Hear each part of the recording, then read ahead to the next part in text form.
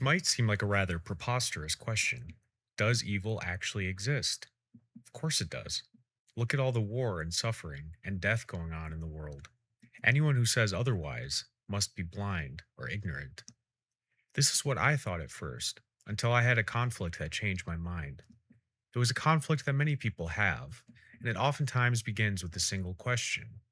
That question comes when you are considering the existence of God and wonder to yourself, it is said that God created all things, and all things are good. Yet evil is a thing. So how do we reconcile with that? There was a book I read some time ago that introduced me to a possible answer to this question and sent me down a sort of rabbit hole. This book is called Confessions by St. Augustine. Augustine is writing a book on his struggles as a youth before eventually coming to the Christian faith, detailing among other things his struggle with the question we just stated. In particular, he was grappling with a heresy called Manichaeism, which taught that good and evil are two opposing cosmic substances. This was immediately a problem, because if evil is a substance in existence, that means it had to have a creator, or from a non theist perspective, something that caused it to exist. If this was the case, this would therefore imply that either God himself created evil, which is a direct contradiction of what faith and reason teaches us, or there is something else besides God, whether that be another God or another divine force of some kind. This view also destroys the Christian faith, and more broadly, monotheism. So we have three main points. Point number one, everything that exists is good. Point number two, existence itself is good. And point number three, God created everything. Augustine came to the only logically plausible conclusion, in which he says, I did not know that evil has no existence except as a privation of good, down to that level which is altogether without being. Let's repeat that. Evil has no existence except as a privation of good. This is a rather difficult thing to envision, so I like to employ a few analogies to help visualize it. Think of light and darkness, for example. Does darkness actually exist? Or is it simply an absence of light?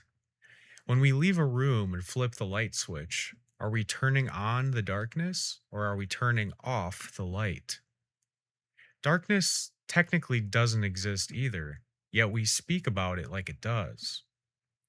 Another example could be a hole being an absence of matter, or blindness being an absence of sight. To use a less abstract example, why is killing someone considered evil? What is actually happening? We are taking away or depriving them of their life. I understand that if you have never thought of evil this way before, it can be very difficult. That's why I encourage some pondering of this question on your own. Even I still struggle with it at times, although logically, it seems to be the correct solution. There, of course, comes a strong objection to this. Perhaps someone can feel that this makes sense logically, but when seeing horrible things, such as mass genocide, it makes evil feel very real. But even in such cases, we must acknowledge what is really going on and why it is so bad. The total destruction and annihilation on such a massive scale of the good, that is, human lives, would cause horror in any properly ordered creature. But this brings us to our next fundamental point. If evil is a privation of good, then human beings become evil when their will moves away from God and from the good.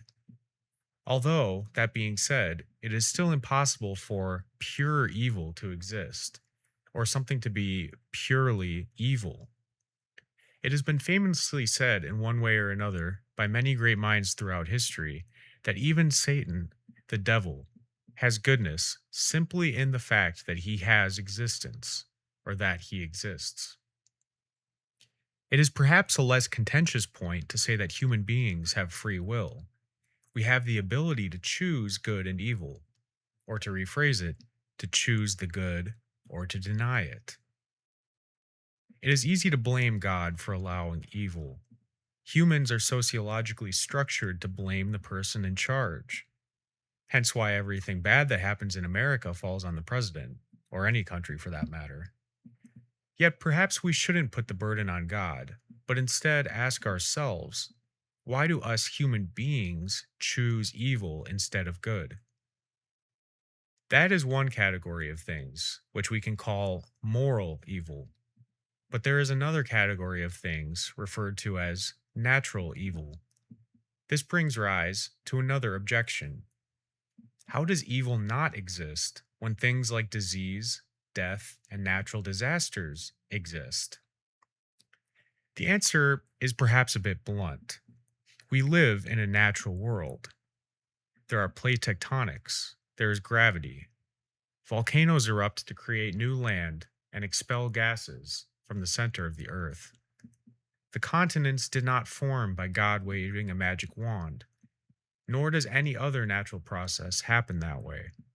And on top of this, human beings are mortal creatures. We all die, we can have defects, we are not perfect. So then, when a building collapses because it follows the laws of physics and kills people underneath, how can we realistically call this an evil thing? What else could possibly happen unless we lived in a perfect magical world? But we don't.